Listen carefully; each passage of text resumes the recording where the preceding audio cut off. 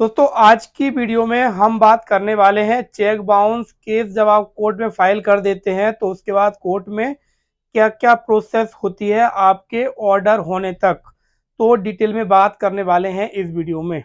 नमस्कार दोस्तों, मैं डॉक्टर राजेश लोधी एडवोकेट आप सभी का स्वागत करता हूं हमारे चैनल पर। तो दोस्तों सबसे पहले जब आप कोर्ट में केस फाइल कर देते हैं, मान लीजिए किसी ने आपको चेक दिया था वह बाउंस हो गया है, आपने बैंक से उसको जो है बाउंस करा लिया है, रिसिप्ट ले ली है, फिर नोटिस भिजवा दिया है अपने अधिवक्ता के माध्यम से, वो सारी प्रोसेस आपने जो है कर ली है। ये सारी प्रोसेस हमने आपको हमारी और दूसरी वीडियोस में बताई थी। इसके अलावा अगर आपने वो वीडियो नहीं देखी है तो आप जाकर देख सकते हैं चेक बाउंस केस जो है कैसे फाइल करते हैं। अब हम बात करने वाले हैं इस वीडियो में कि चेक बाउंस केस फाइल करने के बाद में कितना समय लगता है कोर्ट में ऑर्डर होने तक, सारी प्रोसेस हम आपको बताने वाले हैं। तो सबसे पहले हम बात करते हैं, आपने केस फाइल कर दिया है, उसके बाद आपको एक डेट मिलती है, उस डेट पर जो है आपका केस रजिस्ट्रेशन के लिए जाता है। मतलब कि कंप्यूटर पर जो है रजिस्ट्रेशन होता है आजकल ऑनलाइन। आपने केस फाइल किया है, उसके बाद आपको एक डेट मिलेगी, उस डेट में आपका जो है केस नंबर आपका रजिस्टर्ड हो जाता है और आप कंप्यूटर पर ऑनलाइन भी उस केस को देख सकते हैं, उसकी डेटें वगैरह आप चेक कर सकते हैं। इसके बाद दोस्तों आप चाहें तो जब आप केस फाइल करते हैं तो अपने अधिवक्ता के माध्यम से आप उसी महीने के अंदर, जैसे ही 8-10 दिन के अंदर आपका केस नंबर शो होने लगे ऑनलाइन, तो आप जो है नोटिस निकलवा सकते हैं।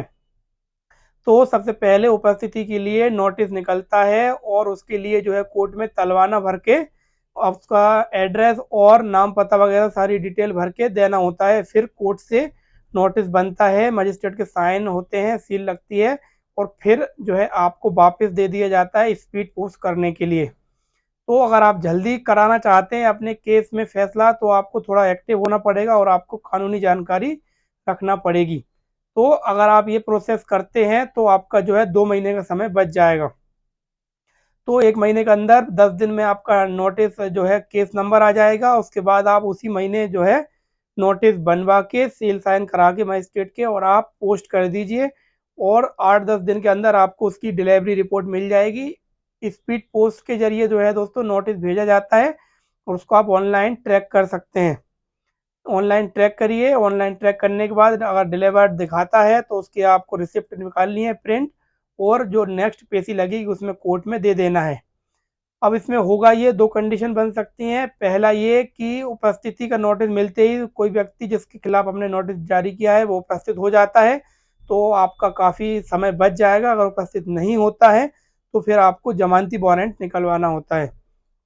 तो जमानती वारंट के लिए भी यही प्रोसेस होती है, आपको एक तलवाना देना होता है, उस तलवाने में डिटेल वगैरह भरनी होती है। अब यहाँ पर दोस्तों एक बात ध्यान रखने वाली है कि जब वारंट निकलवाते हैं तो उसके लिए लिफाफे की आवश्यकता नहीं होती है और आपको जो है उसको स्पीड पोस्ट भी नहीं करना होता है। सिर्फ आपको तलवाना देना है, उसमें नाम पता एड्रेस लिखा रहेगा उस व्यक्ति का और वो आप कोर्ट में दे देंगे। उसमें जमानती वारंट के लिए जारी किया जाए इस टाइप से लिख देंगे और इसके बाद में जो डेट लगेगी उसके अंदर उस नोटिस को कोर्ट के जो बाबू रहते हैं, कोर्ट मुंशी, उनकी जिम्मेदारी होती है उसको बना के वारंट मजिस्ट्रेट के साइन करा के पुलिस वाला जो होता है वहाँ संबंधित थाने का, वो ले जाके उस व्यक्ति को देता है। जमानती वारंट में गिरफ्तार नहीं किया जाता है, जमानती वारंट में उस व्यक्ति को सूचित किया जाता है कि तुम्हारा जो है वारंट निकला है और तुम कोर्ट में आके जमानत ले लो और उपस्थित हो अपने केस में।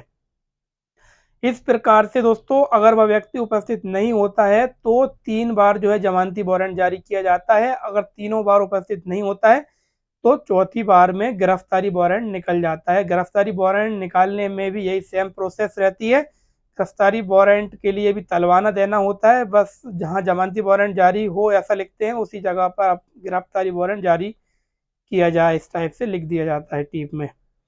तो उसमें भी सेम प्रोसेस रहती है। अगर व्यक्ति उपस्थित हो जाता है गिरफ्तारी वारंट में एक ही बार में, अब यहाँ पर एक बात ध्यान रखने वाली है दोस्तों कि अक्सर हम देख रहे हैं कोर्ट में कि पुलिस वाले क्या करते हैं, पैसे ले लेते हैं और जो है गिरफ्तार नहीं करते हैं व्यक्ति को और उसको बाहर के बाहर ही छोड़ देते हैं। लेकिन दोस्तों 3 बार जब गिरफ्तारी वारंट निकल जाता है तो पुलिस वालों को गिरफ्तार करना पड़ता है। और दोस्तों इसके बाद में प्रोसेस ये होती है कि गिरफ्तार व्यक्ति हो जाता है, फिर कोर्ट में वो जमानत लेता है, उसके बाद में अब जो है फाइनली उसको पेमेंट देना होती है। अब 2 कंडीशन बनती हैं, या तो वो पेमेंट आपकी दे देता है और केस ख़त्म करवा लेता है, अगर वो पेमेंट नहीं देता है तो फिर जो है आपको जो है गवाही करानी होती है अपने अधिवक्ता के माध्यम से, और जो ओरिजिनल चेक, चेक बाउंस की स्लिप और जो सारे दस्तावेज कोर्ट में जमा करने होते हैं। और दोस्तों उसके बाद में फिर जो है आपकी गवाही की प्रोसेस होती है। तो जब आपकी गवाही होती है तो उस समय जो विरोधी पार्टी के अधिवक्ता होते हैं वो भी उपस्थित रहते हैं। पहले दोस्तों चीफ किया जाता है, उसके बाद में फिर वो जो अधिवक्ता रहते हैं वो क्रॉस करते हैं, आपसे प्रश्न पूछते हैं कि आपने चेक दिया था, कब दिया था, क्यों दिया था, सारी घुमा फिरा के क्वेश्चन पूछते हैं। ये सारी प्रोसेस होती है। इसमें अगर आपने जो है डिटेल सही दी है, आपने चेक और जो दस्तावेज लगाए हैं वो सही लगाए हैं, साइन वगैरह सही है, जो आपने सही समय पर चेक बाउंस कराया था, सारी डेटें जो हमने आपको बताई थी, कितने दिन का गैप देना चाहिए, वो सारी प्रोसेस अगर सही सही होती है तो आपका जो है केस आप जीत जाते हैं। और उसके बाद में सामने वाले व्यक्ति पर जुर्माना होता है, प्लस जो है आपका जो भी एक्स्ट्रा पैसा लगा है, वकील की फीस और सारा मिला करके कोर्ट डिसाइड कर देता है इतना पैसा दिया जाएगा, नहीं देने पर 2 साल की सजा होगी। तो दोस्तों सजा होने के बाद भी वो पैसा छोड़ा नहीं जाता है, उस पैसे की कुर्की की जाती है संपत्ति के माध्यम से, अगर व्यक्ति नहीं देता है तो ये सारी डिटेल दोस्तों हमने शॉर्ट में आपको बताई है चेक बाउंस केस में। अगर आपको जानकारी अच्छी लगी हो तो दोस्तों हमारे चैनल को सब्सक्राइब करिए, वीडियो को लाइक करिए, और दोस्तों अगर आप इस जानकारी को डिटेल में पढ़ना चाहते हैं तो आप हमारी वेबसाइट www.advocaterajeshLodhi.com पर जाइए। वहाँ पर ये सारी डिटेल जो है आपको विस्तार से आप पढ़ेंगे, आपको काफ़ी अच्छा नॉलेज मिलेगा और आप अपने केस में इस चीज़ का जो है लाभ उठा पाएंगे। तो दोस्तों इस वीडियो को यहीं समाप्त करते हैं, हम मिलेंगे नई वीडियो में नई कानूनी जानकारी के साथ।